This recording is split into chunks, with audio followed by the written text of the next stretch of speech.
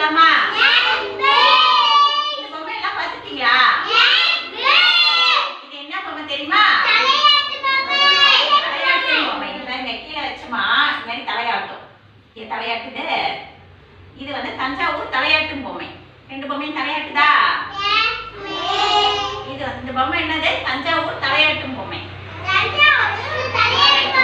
இப்ப பாட்டு சொல்லலாமா?